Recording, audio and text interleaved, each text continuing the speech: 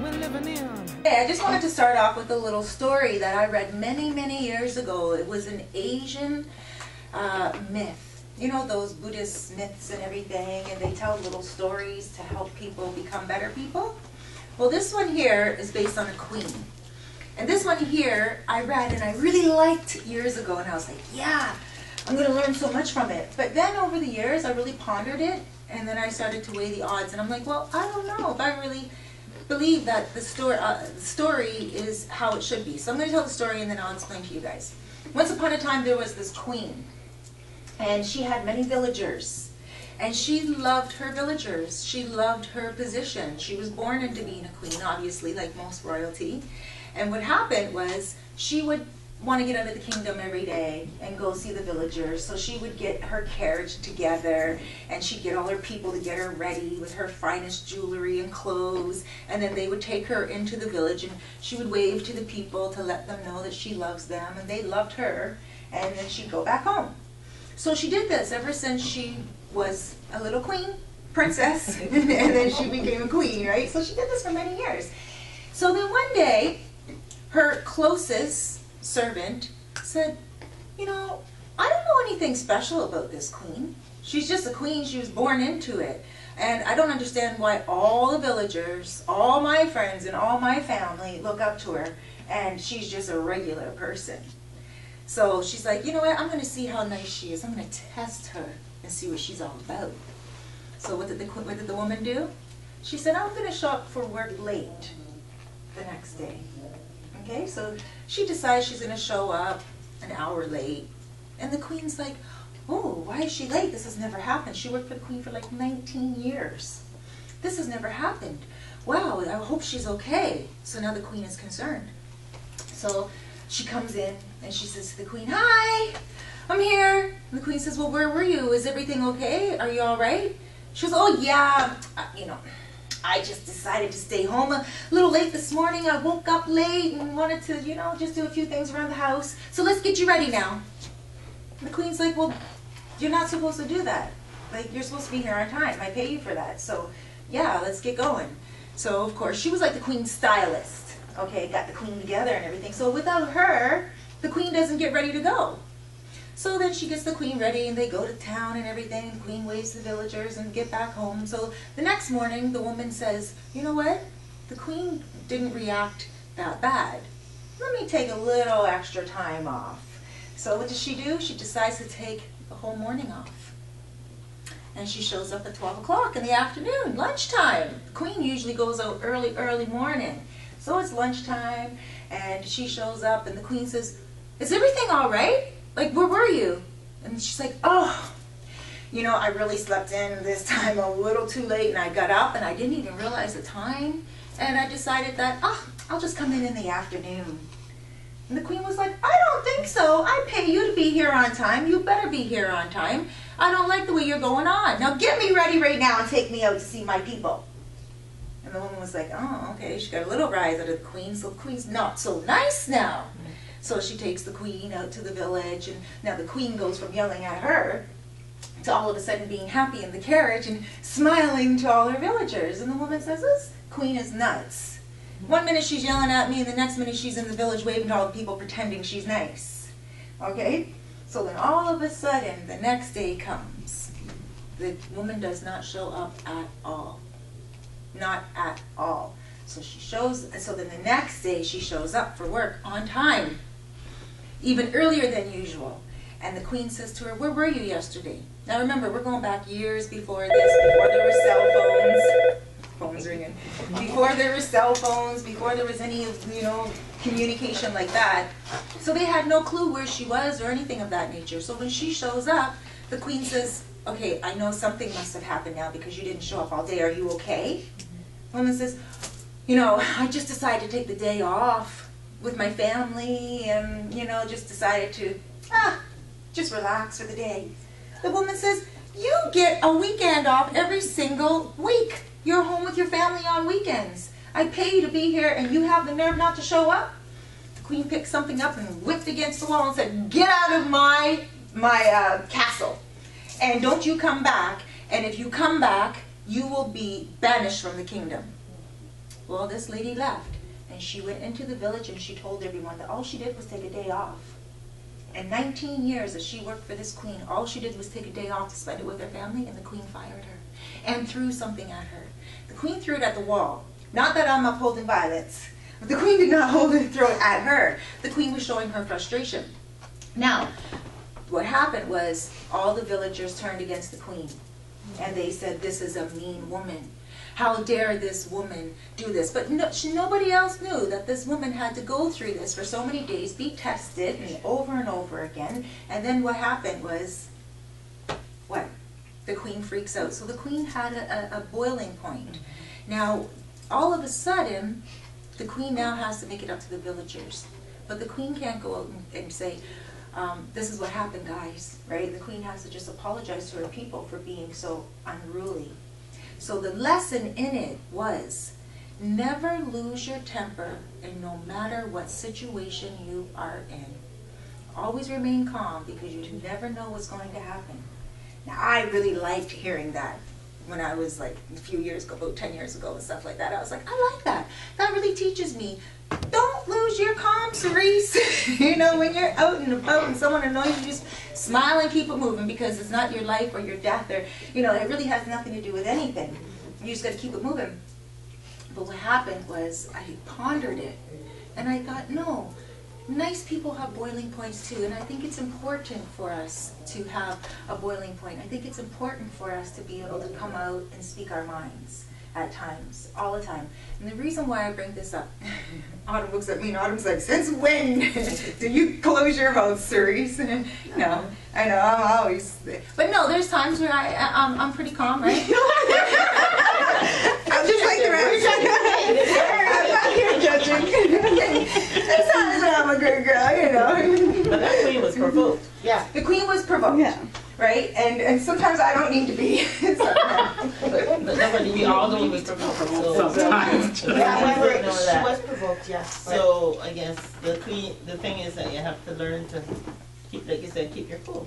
Speak your mind, but keep your cool. Right. So in that situation, the queen should have just left whatever piece of item she threw at the wall, leave that where it's at, and just say to her, she could have said, you know what? I hire you to do a specific job here. You're not doing it, and I believe that you are taking advantage of this. Taking advantage, you are suspended. You know, no pay maybe for a week. Send her away. You know, but that queen said, ooh, she got all ghetto on her and kicked her out and everything, and told her, and if you come back here, you're banished from the kingdom. Never mind the castle. Right? So, long story short, I kind of measured it, and I'm like you said best, the queen was provoked. So what do people do when they're provoked? Is there a fine line? And it's like, so how do you know when somebody is nice, a genuinely nice person? Are there nice people out there, or do we all have that? I was speaking to someone on the phone last night, and he said he believes we all have a dark side. I agree. I agree. Really? Yeah, Are there all nice people, but when provoked?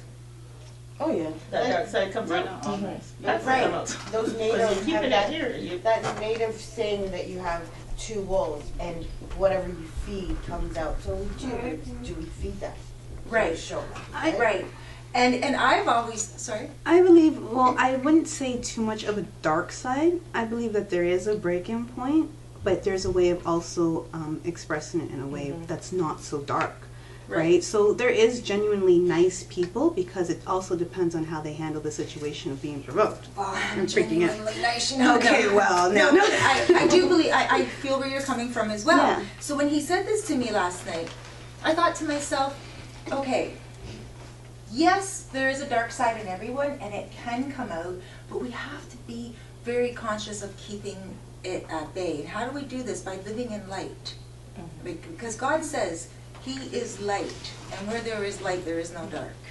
So as long as we are living our life by the morals of God, when we do get to that boiling point, it won't be so horrible and so bad, although it might be questionable, and our niceness might be questioned. We might be like, oh, that person's not nice. But at the same time, what happens is we at least know how to control it a little bit, right? well, we should know how to control it a little bit. I Depends have on a the question. Yeah, it comes circumstances. with knowing Self-control. yourself and your I triggers, think right? it Do depends you on the not circumstances. think there are circumstances when if you continue to be nice, you will just be taken advantage of, and you've got to reach the point where you say, wait a minute, Yes. you know, Yeah. I'm not going to put up with this. And if you have to get a little bit nasty to get your point across, which I have done recently with my own mother, you have to put your foot down and say, no, I am a nice person, but no, you will not treat me this I way. want to put this out there too, because I had a friend the other day who gave it to me. And I put this article on the internet about sensitive people. Selfishly sensitive people, I called it, okay? Because there's some sensitive people out there, and they want you to be sensitive, but when you're not, they just nail you. They drive right into you. So this guy actually called me up and said, "Yeah, Cerise?" I said, "Yeah." "Did you send that to me only on email?" Oh, seriously? Yeah, and I was like, what are you talking about? And he said, "Did you send that sensitive article that you wrote to me only?" And I was like, "No, I didn't. Actually, I sent it to 500 acquaintances, 92 friends, 2,000 people on Facebook. No, I don't know why you would think I sent it to you only." And he's like, "Oh yeah, okay, well I just thought you sent it to me because I am sensitive and I like that, and God bless me for being sensitive." And he railed me out and just sliced me up with his tongue and spit me back out. And I said to him, and he's done that before, and he's only a friend. Not my man or anything, not an ex either. I talk about my ex all the time. Right? A friend who's married and everything, got his own wife and everything. First time ever that I sliced him back, and I came right up. I said, "Get off my phone! Who you calling? Who you calling?" And then he was like, he got off. Somehow we hung up on each other or whatever, right? And then I'll tell you how it happened. No, disconnected. That's funny. And then I texted him, and then he, I texted him and tried to tell him all about himself, and he blocked my text. I emailed him. And so, yes, there are times, and I consider myself a pretty cool person and calm, and I've read literature and stuff, but I do have my point where I will lash out, and I will say, hey, that's enough is enough. So I do understand where you're coming from, and it is important to have that point that you get to a boundary and then you cross over it and you say your piece. But the key is to get back over it again, and don't hold malice, right? You don't hold anger. You just say your piece. Now him and I still have not spoken, and I doubt we will, because it's the first time he ever heard me rail in 10 years that I've known him. First time ever that he ever heard me actually raise my voice to him. So, Autumn's like, "Really?" Gee, sister, you held off on that one. I did really good, and Proud of you. but and so nice people, it should not be misconstrued. Nice people actually do have boiling points. Okay, so likable people. Likable people let go of the scholar stance. You guys know what the scholar stance? I made that up, so you probably won't know what the scholar stance is. So you know what a scholar is? Somebody that's just getting their diploma, and they go up and they get their diploma and they're a scholar and they're so proud on that moment, at that day. Well, the scholar stance is like, we put our shoulders back and we stand strong, we're happy and proud. Well, likable people let go of that. They realize that you don't need to make yourself important. And so I used to date this guy, and I won't say his name, but he probably will see this video, but I will call him Woodbine, because that was one of the stops that I saw today on the subway. Okay, so I'll call him Woodbine. So we go out somewhere together to an event. I'm working for the radio station. This guy has absolutely nothing going on for him at all, except sitting at home and smoking weed. Seriously, sorry. Put it out there. Okay. And that's what he was doing, because he said it was given to him by the doctor. It was prescribed to him, guys. Yeah. So it wasn't illegal or anything like that. I'm looking at the kids, I feel so bad. They're like, "Cerise, you dated a guy that did that?" On your It's life, defense, it's he reality. could have it's ADD, okay. and that could be self-medicating himself. So, He has more than ADD. all right. Yeah, he had that and a whole other host of things. So now what happens is I take him to this event, and this is what he does.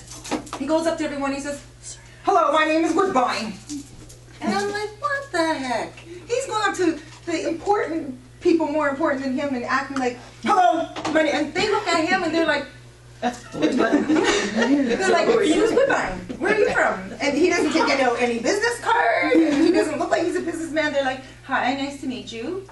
Like, something is coming next." And he's like, "Thank you, bye." And he walks away. And I'm like, oh, he's such an embarrassment. So I introduced him to my mother as we were getting a little bit more serious. And so my mother, I said, "Mama, why don't you meet this guy I'm dating?" So she comes to my store. I had a store at the time down in the basement.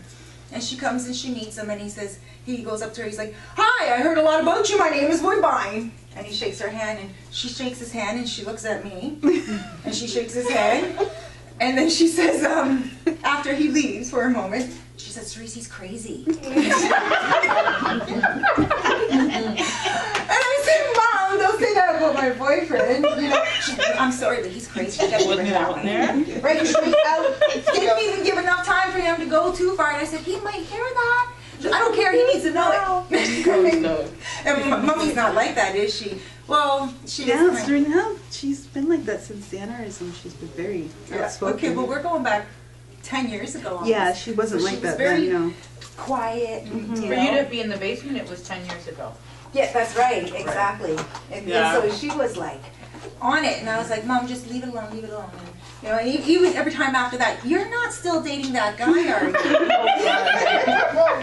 And I was like, "Yes, Mom, just leave it alone." And a year later, we were together for a whole entire year. Wow. And he was crazy. And I ended up breaking up with him. But I mean, it was a nice little run. But he had, learning experience. But he had that stance, and he never let it go. And it was almost like, drop it.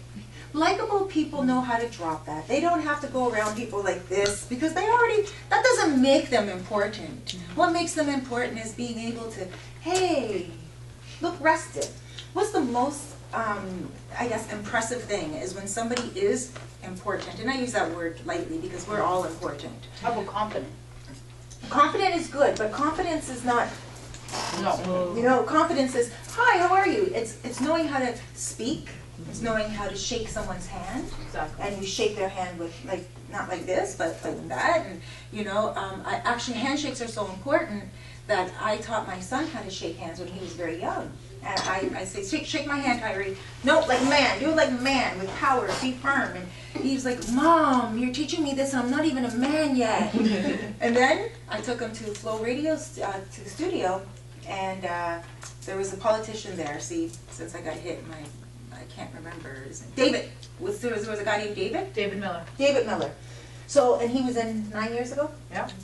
Okay, so I brought Tyree to the studio, and Tyree's sitting around, amazing, and David Miller comes in, and he says, "Hi, little boy, how you doing?" And he goes to shake Tyree's hand, and because Tyree was trained to shake hands, he shook David Miller's hand like he was trained, and David Miller said, "Whoa, whose kid is this?" And I said, "He's mine." "Why?" And he's like, "This boy has a handshake on him. He's going to be something." And Tyree was floored. He was like, "Wow, Mom, thanks for teaching me." Now when he shakes someone's hand, he's big, he's tall, and he has such a presence about him without, bigging himself up. And when he shakes someone's hands, they feel good. And I think that's what confidence is when you exude it without having to have that scholar stance, is without having to say, "I'm important, look at me." Another thing is, likable people. They know how to be nice to people in certain situations when they need sympathy. So, for instance, there was a study done on helping someone. Okay, so here was the study. They took a picture of two people in a situation, and they wanted the person who looks at the picture to guess what was going on in the situation. So they said, what are these two people doing in this picture? What they were supposed to be doing was being nice to each other, right? So they were making a face. So they got the one picture to make a face like, oh, like the person heard something. Let's say there was two people talking, and the person was feeling sorry for the other person, and they're being nice, and they go, oh, I'm sorry to hear that. And then the picture's taken. then they asked the people who were looking at the picture, what's going on in this picture? And the people who were looking at it said, oh, someone just heard of a death or something. They didn't say that person is giving the person sympathy.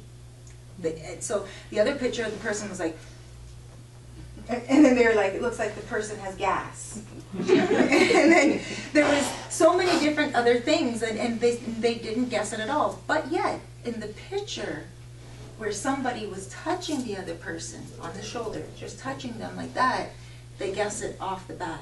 That person is consoling the other person. The human touch is so powerful that that is the one thing that can make people feel comforted. Sometimes we might say something, doesn't always work. We might give a certain look, might come off fake. We might make a certain noise, like, oh, might come off fake. We don't, we can misunderstand it and stuff like that. But when you touch someone, you let them know you're there for them by that one touch. Not an offensive touch, a very non-sexual touch, and always on the upper arm or the shoulder.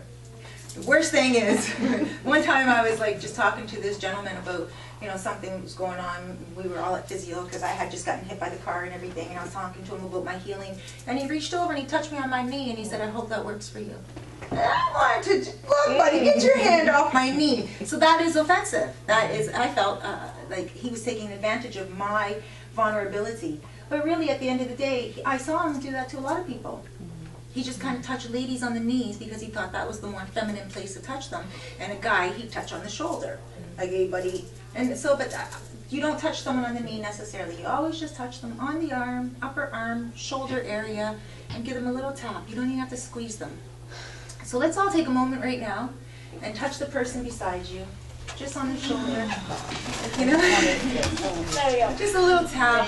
See how that feels? That's nice. Yeah, everybody said that's nice. I like that. Right? So the touch feels good. And what it does is it makes us feel like, and we actually feel that person's energy afterwards too. Even after the hand's gone, we'll still feel that feeling. So, likable people know how to do that. Likable people know how to say, are you okay? Touch them nicely. I'm one of those people where I don't really touch anyone, really. But then after I learned this a few years ago and stuff, I was like, yeah, I will touch people every now and again on the shoulder. Still not a touchy-feely person. And when people touch me, I feel their energy on me, like even moments later still. I'll be like, and sometimes even when people touch me, I'll be like, oh, you just touched me. But it's not like, don't touch me. It's more like, because my boundaries are so set, I think. I don't know why. It depends on whether or not they're the opposite sex too. I don't like men touching me unless I'm familiar with them. I don't like it at all. Well, you won't get familiar if you don't let them touch you. Okay, there we go. I like men touching me. You're right. I completely feel where you're coming from. Because when I used to have a friend that used to touch me constantly when we would go out together and everything. He would constantly touch me on my waist, or we'd be walking through a crowd and he thought he'd, touch me on my waist to make sure he'd guide me through when we would go to live to airs or whatever back in the day. I had to turn around one day and, of course, me and my mouth, I said, listen, don't touch me. I can do this on my own. I can navigate through this crowd on my own.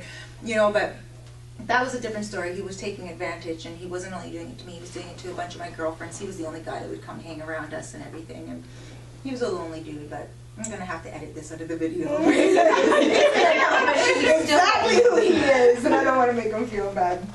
Okay, so some friends who touch you, they talk and they...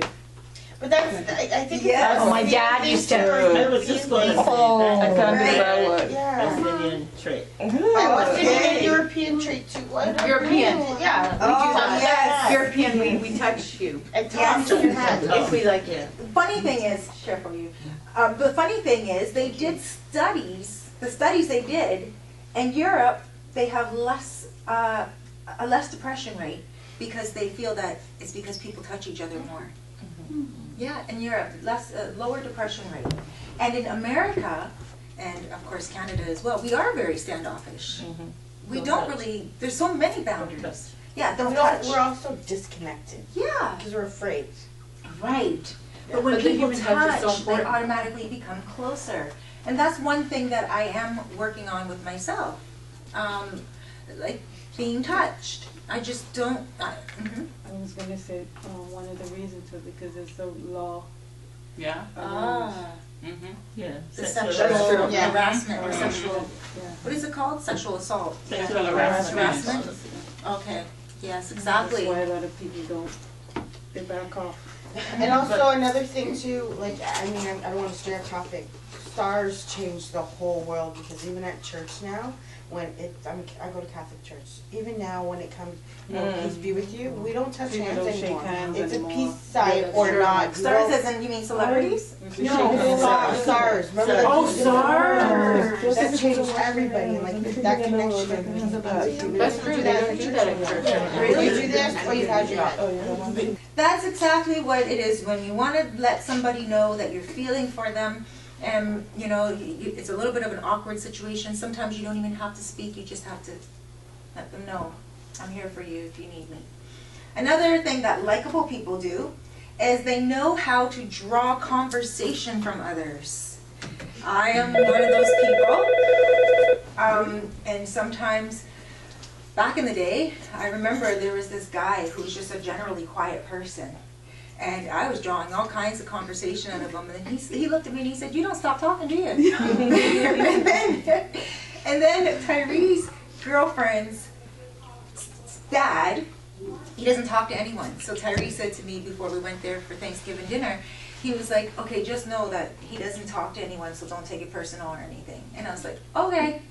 And so we got there, and I couldn't get him to stop talking. I got to a point where I'm like, "Okay, we gotta go now." It was good conversation though, but it was so funny because at the end Tyree said, "I don't think I've ever heard his voice before." And he's like, he was really talking. So we have to always, and how do we get people to talk? How we get people to talk is, What we listen to. we listen, but sometimes they're not even willing to talk enough for us to listen. So what do? We treat them the who, what, when, where, why, and how. So we don't say, "So what do you do for a living?" Because they might not be doing anything. So we just say, "So, who did you come here with today?" "Oh, came with so-and-so." Oh yeah, I know them. I know them from back in the day.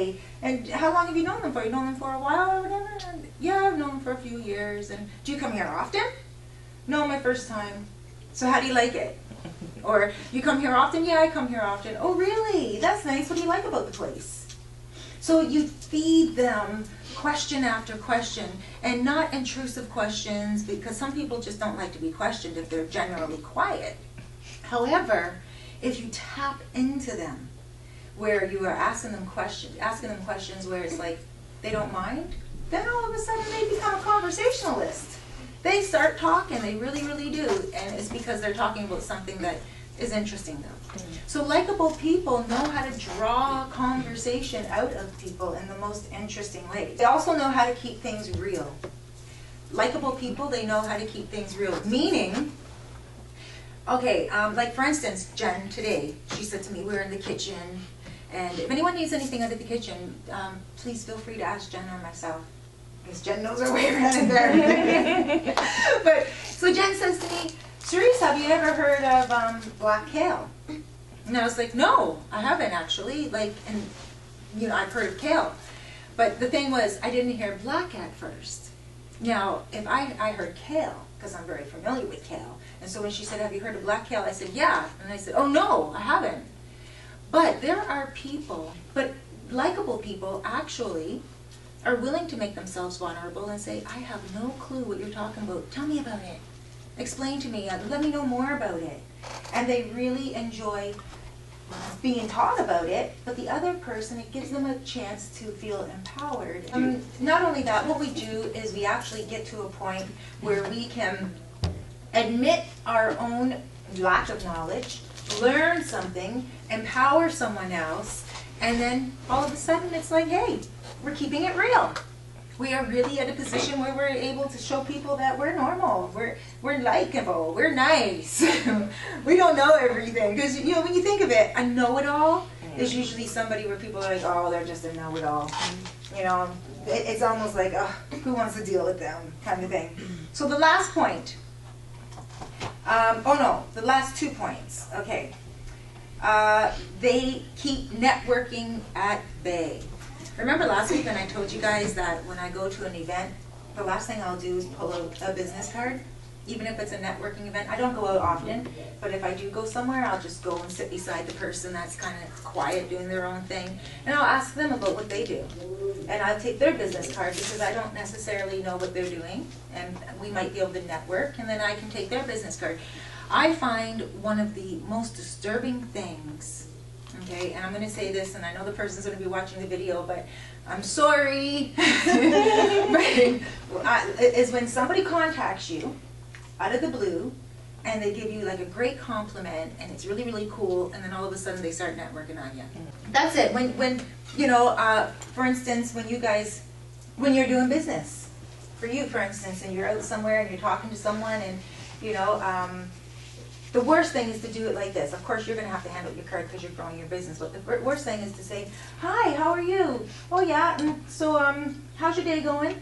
And the person's like, "Oh, it's going okay." And you go, "Really? So I have this business, right? That's not cool." I never do it like that. Right. That's not cool. Like for instance, I had someone say to me before, "Cerise, so how you doing?" And I'm like, "I'm doing good. How you doing?" "Oh, I'm doing good." Yeah. So you know what? I got this new product, and I'm like. They asked me how I'm doing, but it wasn't really asking me how I'm doing. Right. But a lot of people don't ask you how you're doing to. Right. Sorry, that's reality though. A lot of people don't ask you how you're doing because they really care. It's just. Jen said, "Look, that's reality, Cerise. Just because they're not asking you how you're doing." They don't care unless you have kind of like a bond with them. Like if you call me now and ask me how I'm doing, I know you really mean it, but. Right. People at work, do you think they really care? I ask people how they are just so that they stop and think, "Oh yeah, I'm good." Like I'm interested. Like hi, how are you? Okay, so they know how to end the interaction naturally. So likable people, when they're leaving a conversation, they know how to leave it. They don't just say, "Yeah, okay, well I gotta run, eh? So you take care." Right? They don't say that. They actually know, even if they are busy, they actually know how to cut it naturally and say, "You know what? I'm really enjoying this conversation, but I have a meeting I have to get to. It was really nice seeing you." And you shake their hand goodbye. They know that not everybody will like them. Likable people know that everybody will not like them. Okay? Not everybody's going to like us. Right? Not everyone's going to like us. Some people, in fact, they will, huh? They're lost. They're lost, yeah. That's right. They're not going to like us. Some people, I've had clients come in and talk to me before, and they're like, "Yeah, my coworker, I just don't get along with her."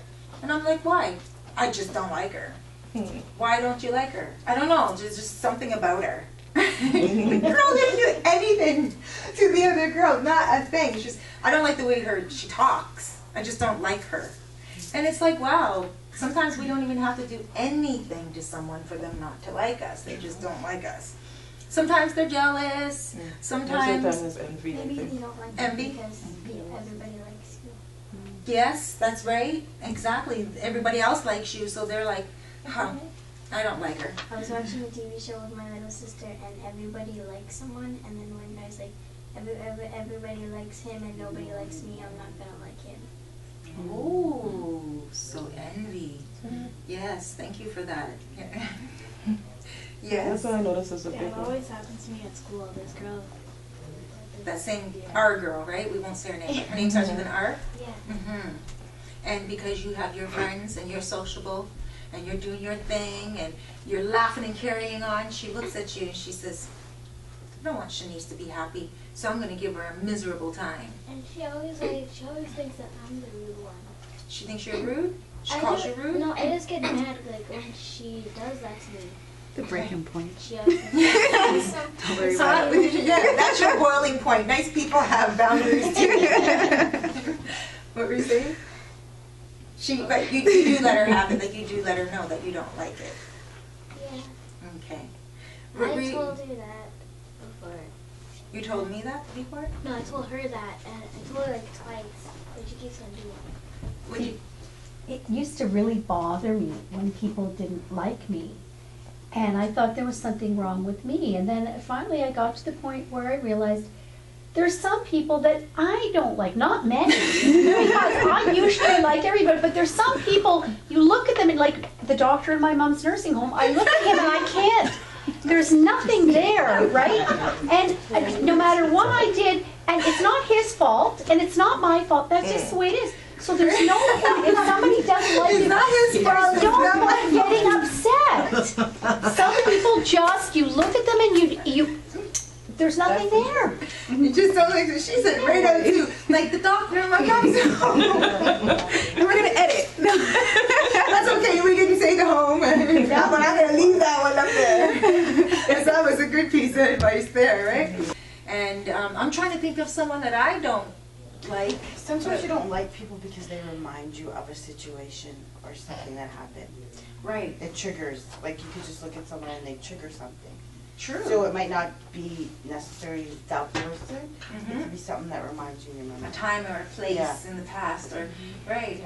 I think sometimes we feel threatened, or sometimes we feel, you know, like the person is not very nice or whatever. I'm trying to think of somebody who would, Actually, recently, yes, there was somebody, and you know, speaking of doctors, and it was a doctor, and this person was trying to get me to get some supplements for my vitamin B12, and I just didn't want to, and then I started to develop an allergic reaction to her. And I was like thinking, what am I going to say to her when I get to my next appointment? I'm going to put her in her place and tell her I did my research and there's more vitamin B12 and seafood, and you know, and I was going to go, and then I meditated, and God said to me, shut your mouth. Just be quiet. Go in and smile. And you did your research. You know your research. You don't need to put her in her place. She went to school and did a whole how many years to become a doctor. Just go in, get your physical done, and leave. So yesterday I went in, got my physical done, and they tried to give me all kinds of shots. Like this tetanus shot. Her nurse said to me, I'm going to have to edit this one out, but her nurse said to me, she comes in the room, because I got my physical yesterday. So the nurse comes in the room and she's like, so when's the last time you had your tetanus? And I was like, tetanus? Was it over 10 years ago? And I'm like, trying to think. When's the last time I had a needle, right? And I'm like, she goes, oh, well, if you can't remember, it had to be over 10 years ago. You're getting one today. She ran out. I said, wait, hold up. What is a tetanus shot for? She goes, well, okay, so if you get cut and the metal gives you like blood poisoning. And I said, well, how many times does someone get cut with metal? Well, it's just like a precaution. And I'm like, okay. And then what else? She's like, and it's also for the whooping cough. And I'm saying, the whooping cough has been out ages ago. Why are you giving me a tetanus shot? And I said, no, you gave my son that a couple of weeks ago, and he came home, his arm was swollen, and he couldn't sleep for days. And he couldn't move his arm for days. You're not putting me through that. And in school, it's illegal for you. He will be suspended if he doesn't get it done. Which I think is not necessarily For 20 days. That's what the principal had called me and said. I know someone who did get like like some type of shot, and like if you have a written doctor's note, a lawyer, you could get that. Yeah. Oh. I know this lady, her kids doesn't have any kind of shots. And she's still out at school. You see that? And they tell you that, but really and truly, you can not have a shot and still be able to attend school. Okay, because the public health board actually sent a letter to my son's school and said he they'll will be say suspended that, for 20 but days. it has to be a lawyer signing off on that, where you can still Cassidy be able to was suspended because of it. It's for whooping cough and for if you get cut with metal. I said to her, okay, listen. I don't. I thought it was more than that because I got bit by a dog and I had to get a tetanus shot. And I guess for blood rabies, poisoning and stuff, right? But this is what the two things that they gave me, the two examples, right? Okay. So I said, well, I'll pass. And they were like, okay, well, it's totally up to you, you know. And I was like, okay. And then, you know, and then of course the pap smear part came. And then she's like, terrified to ask me if the nurse can come in and join. I don't mind all that. 4 people can come on in. But 2 babies, so. You know, like who cares? Like science for a minute, you know, like just take over my body. And it humbles me. It humbles me right down. I'm like, oh, you know. But at the same time, just don't poke and probe me with stuff that is going injections. So I became a little iffy with her, and I know she's probably like, Cerise does not like me. But I ended up liking her yesterday after that, because she got to know me, because I said to her afterwards when she tried to push some more stuff on me, I said to her, listen, by now you know me, right? She's been my doctor since September. And I said, by now you know me, right? You know me. And she's like, yeah. And so she was able to come out and show me her frustrations with me and say, yeah, I know you now. Yeah, you're a stubborn one, you know, kind of thing. And so it actually brought us close together. And it made me feel like just as long as you know I'm stubborn, and just as long as you know that, you know, we're not going to like each other all the time. So yeah, and that's it. I think we all should know that not everyone's going to like us at any time. Expect the haters. Yeah. Right, the haterators. That's what we call them. Yeah.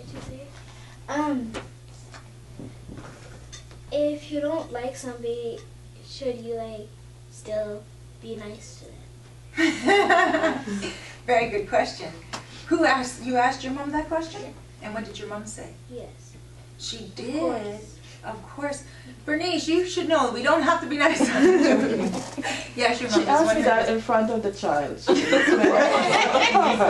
I'm trying to get her like, come, let's talk about it. Like, I'm like, you still have Yes, we do. We have to be, even though it eats us up inside, to be nice to them. Is there a saying that that is around that, like, treat people the way you want to be treated, maybe? You know, so even though you don't like them, you have to treat them how you would want to be treated. At my school, that's the golden rule they call it. That's the golden rule? Yeah. Really? Treat people Do like unto you want to others be as you treated? would have them Do unto do unto you. others. But That's I right. know. That's And why didn't you do that? Oh. Yeah, But oh. I know at some people at school who don't really listen to that. Mhm. Yeah, but when See, someone in the treats Bible, sorry, go ahead. when someone mistreats you, that's their karma. When you mistreat someone, that's your karma. Yeah. So it comes back on you, but, and too, Jan just said, repeat what you just said. This is from the Bible. Do unto others as you would have them do unto you.